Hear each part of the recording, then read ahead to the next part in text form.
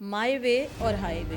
जब तक मुझे इस्टेब्लिशमेंट से फ़ायदा मिलता रहा तब तक तो वो इस्टेब्लिशमेंट बहुत अच्छी है, लेकिन जैसे ही इस्टेब्लिशमेंट जो है वो किसी दूसरी पार्टी के साथ स्टैंड करती है या फिर हमारे मफादात के खिलाफ खड़ी हो जाती है, तब तो इस्टेब्लिशमेंट से ज़्यादा बुरा ही कोई नहीं। इमरान खान साहब ने अपने ट्विटर प्लेटफॉर्म के ऊपर कुछ बातें पोस्ट की। वो बातें सुन के यकीन माने कहकहा लगाने को दिल चाहा। सोचा उसके ऊपर ज़रा थोड़ा सा तिया पांचा कर लिया जाए कि जनाब अली आप कहाँ के दूध के धुले हुए हैं। इमरान खान साहब कहते हैं कि पाकिस्तान में इस वक्त मार्शल लॉ नहीं, आसिम लॉ नाफिज कर दिया गया है। मोहतरम, कह कौन रहा है? वो इमरान खान साहब जिनके दौर में जनरल फैज हमीद लॉ चलता रहा, जिनके दौर में बाजवा लॉ चलता रहा, जो मुशर्रफ लॉ के साथ खड़े रहे। मुल्क में अदलिया, इदारे और जमहूरियत को मुनज़्ज़म तरीके से तबाह किया गया। मैं सदके जावा, ये कह भी कौन रहा है? वो इमरान खान जिसके दौर में रेलवे तबाह, PIA तबाह, पाकिस्तान डिफॉल्ट के किनारे पे, मुल्क तबाही के दहाने पे पहुंच गया।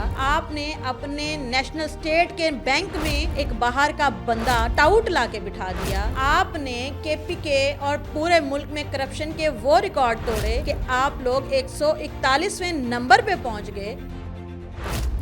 अस्सलाम वालेकुम नाजरीन, 360 डिजिटल के साथ सादिया खालिद आपके सामने हाजिर हैं। नाज़रीन, पाकिस्तान की सियासत में एक चीज़ 70-75 साल से आपको बहुत कॉमन दिखाई देगी, माई वे और हाई वे। जब तक मुझे इस्टेब्लिशमेंट से फ़ायदा मिलता रहा तब तक तो वो इस्टेब्लिशमेंट बहुत अच्छी है, लेकिन जैसे ही इस्टेब्लिशमेंट जो है वो किसी दूसरी पार्टी के साथ स्टैंड करती है या फिर हमारे मफादात के ख़िलाफ़ खड़ी हो जाती है, तब तो इस्टेब्लिशमेंट से ज़्यादा बुरा ही कोई नहीं है। इन किरदारों में जो इस्टेब्लिशमेंट के ख़िलाफ़ वक्तन फ़वक्तन आवाज़ उठाते रहे, वो कहीं ना कहीं बहुत तहम्मुल और तहज़ीब के साथ अपनी आवाज़ को बुलंद करते रहे, जिनमें नवाज़ शरीफ साहब शामिल हैं, जिसमें बेनज़ीर शहीद साहिबा शामिल हैं।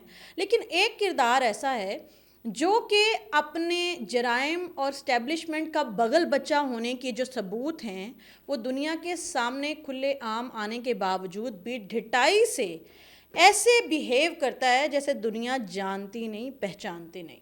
इमरान खान साहब ने अपने ट्विटर प्लेटफॉर्म के ऊपर कुछ बातें पोस्ट की। वो बातें सुन के यकीन माने कहकहा लगाने को दिल चाहा। सोचा उन्हीं इल्ज़ामात की जो एक लंबी फहरिस्त है उसके ऊपर ज़रा थोड़ा सा तिया पांचा कर लिया जाए कि जनाब अली आप कहाँ के दूध के धुले हुए हैं। इमरान खान साहब कहते हैं कि पाकिस्तान में इस वक्त मार्शल लॉ नहीं, आसिम लॉ नाफिज कर दिया गया है। मोहतरम, कह कौन रहा है? वो इमरान खान साहब जिनके दौर में जनरल फैज़ हमीद लॉ चलता रहा, जिनके दौर में बाजवा लॉ चलता रहा, जो मुशर्रफ लॉ के साथ खड़े रहे, जो राहील शरीफ का लॉ लेने के लिए धरने और स्टेज से बड़ी खुशी खुशी भाग भाग के जाया करते थे कि आज मुझे बुलाया गया है GHQ में। फिर कहते हैं मुल्क में आसिम मुनीर का कानून चल रहा है, ISI से तहफ़्फ़ुज़ दे रही है। जो चीज़ आसिम मुनीर को ताकत देती है वो इस मुल्क का कानून बन जाता है। आसिम मुनीर अपनी ताकत के लिए मुल्क की हर चीज़ की कुर्बानी दे देगा। सबसे पहले तो यहीं पे खड़े होकर सोचते हैं कि क्या वाकई ही फील्ड मार्शल आसिम मुनीर मुल्क की कुर्बानी दे रहे हैं? अगर मुल्क की कुर्बानी देनी होती तो अभी बहुत बड़ा वाक़या जो कि जनूबी एशिया के ख़ित्ते की तारीख़ का सबसे बड़ा वाक़या होकर गुज़रा वो है पाक भारत जंग। फिर तो बड़ा आसान था फील्ड मार्शल आसिम मुनीर के लिए कि वो पाकिस्तान की सलामती को स्टेक के ऊपर रख दें, अपने मफादात जो हैं उनको पूरा करें। उनको क्या ज़रूरत थी कि पूरी फ़ौज को उसमें शामिल करते? उनको क्या ज़रूरत थी कि इतनी मुसीबत मोल लेते? और फिर कश्मीर के हवाले से फ़ील्ड मार्शल आसिम मुनीर ने जो दो टोक अपना बयान पूरी दुनिया के सामने रखा, जो अपनी स्टेटमेंट रखी है, जो बयानिया है और जिसके ऊपर स्टैंड कर रहे हैं, क्या ज़रूरत थी फील्ड मार्शल आसिम मुनीर को ये सब कुछ करने की? और उनका कानून चलने के बाद अगर पूरी दुनिया में पाकिस्तान के पासपोर्ट और पाकिस्तान के झंडे की इज्जत बन रही है, अगर अमेरिका कह रहा है कि पाकिस्तान जैसा मुल्क कोई नहीं, अगर ईरान पाकिस्तान का शुक्रिया अदा कर रहा है, अगर चीन भाई बन गया है पाकिस्तान का, अगर डोनाल्ड ट्रंप ये कहता है कि पाकिस्तान की वजह से हम लोगों को बहुत फ़वाइद, हम इनके साथ तजारती रवाबत बनाना चाहते हैं, वो रवाबत ثابت جو اس سے پہلے ہم لوگ ان سے صرف امداد لیا کرتے تھے. اور اگر عاصم منیر صاحب کی حکمرانی کی وجہ سے بھارت پوری دنیا میں ذلیل و رسوا ہو گیا ہے, شکست خوردہ ہو گیا, تنہا ہو گیا ہے, تو پھر ایسی حکمرانی تو ہمیشہ ہونی چاہیے. پاکستان کو اور کیا چاہیے کہ پوری دنیا میں بھارت سفارتی طور پہ تنہا ہو جائے, اور اس نے پاکستان کے خلاف جو دہشت گردی کا بیانیہ پھیلایا ہوا ہے وہ بیانیہ دنیا کے سامنے کھل کے آ جائے کہ اصل دہشت گرد پاکستان ہے. یہ تو پھر فیلڈ مارشل عاصم منیر نے پاکستان کے حق میں کام کر دیا. لیکن عمران خان صاحب کہتے ہیں کہ وہ ملک کی قربانی دیں گے, تو پہلی بات یہ تو جھوٹ ثابت ہوگی. اس کے بعد وہ کہتے ہیں کہ آرمی چیف فوج کی بدنامی کروا رہا ہے جیسا کہ یحییٰ خان نے کیا تھا.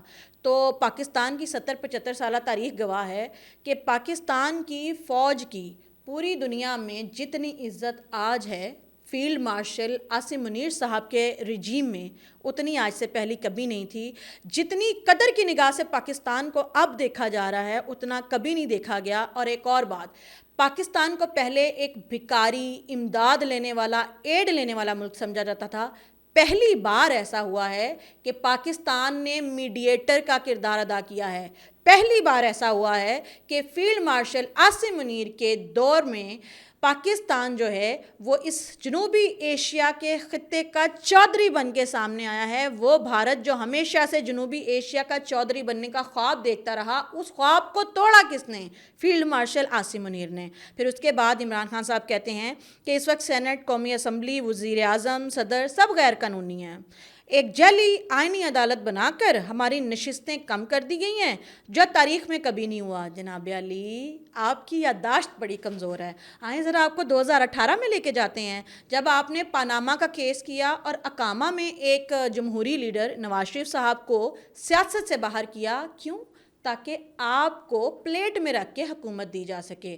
آپ کی عدالتوں نے ان کو نااہل قرار دیا اس کیس میں جو بنتا ہی نہیں تھا.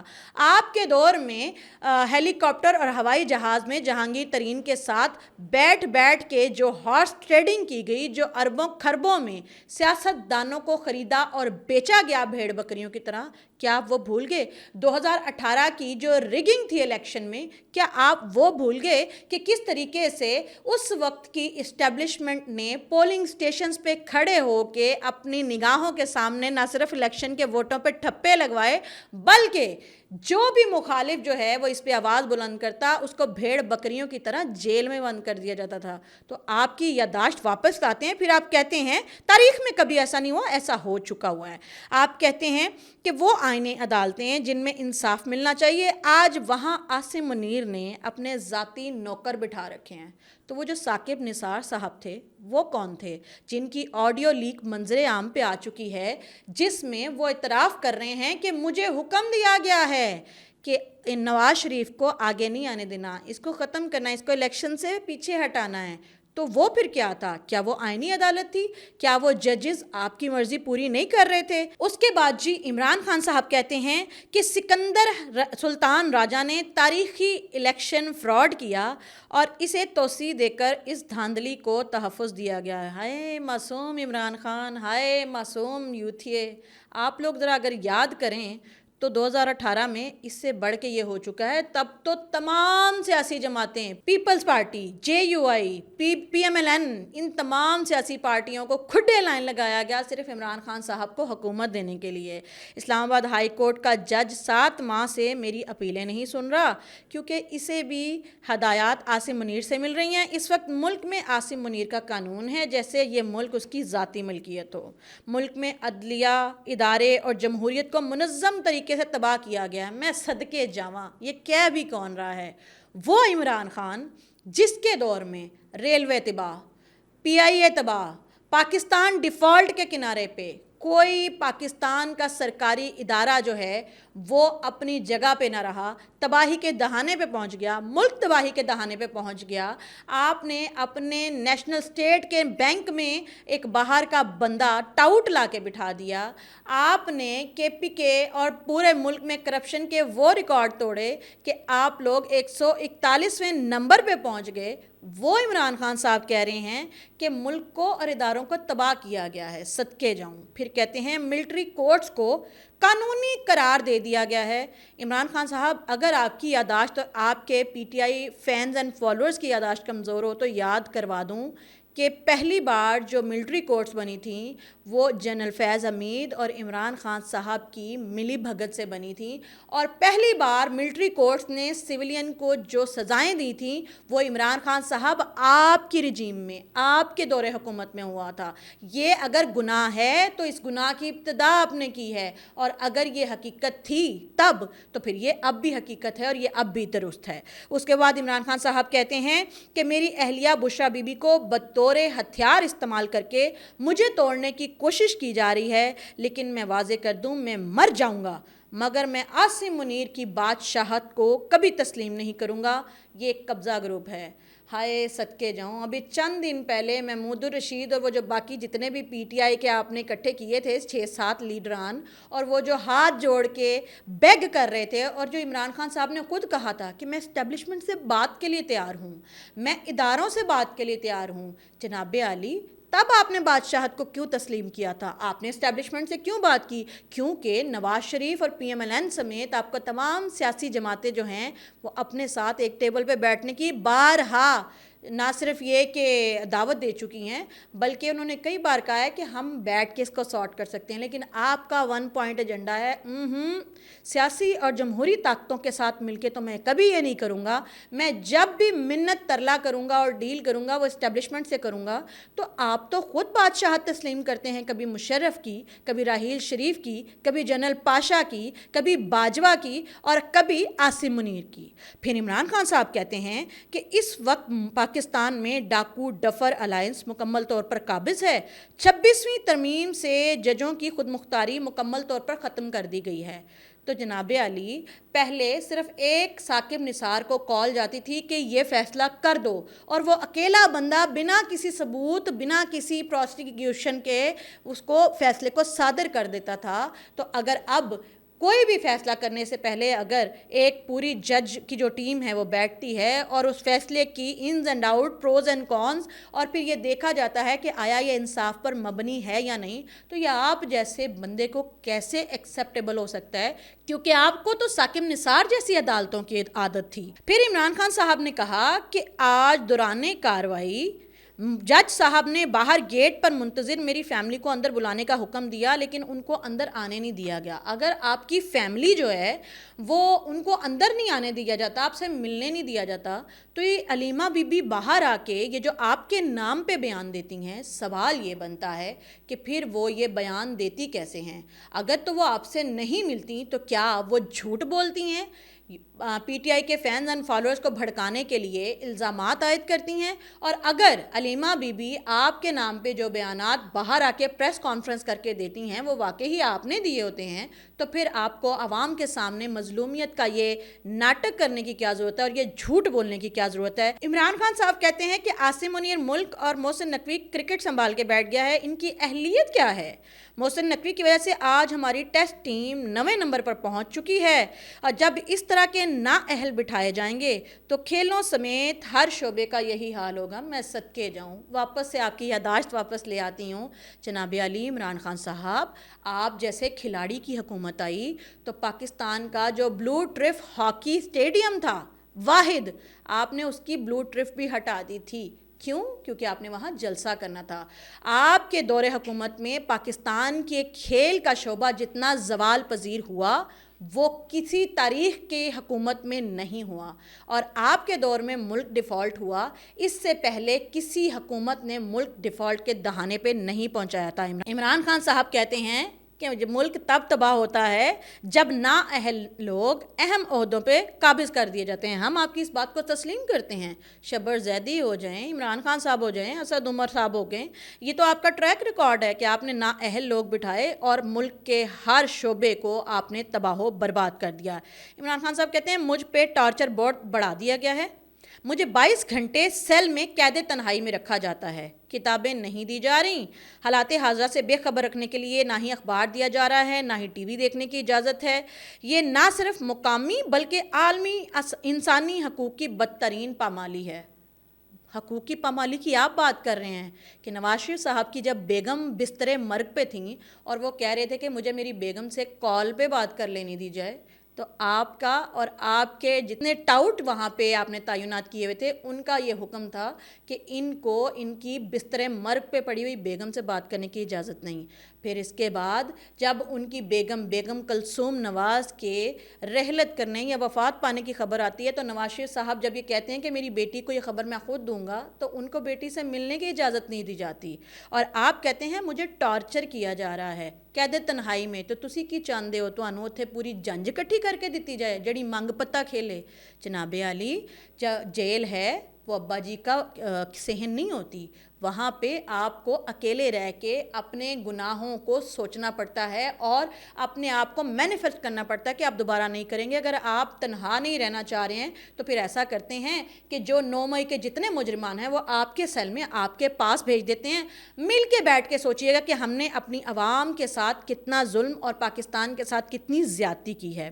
عمران خان صاحب کہتے ہیں کہ ہم پاکستان میں امن چاہتے ہیں، اس وقت جو بھی امن کے ساتھ کھڑا ہے، امن مارچ کر رہا ہے، ہم اس کے ساتھ بھرپور اظہار یکجہتی کرتے ہیں۔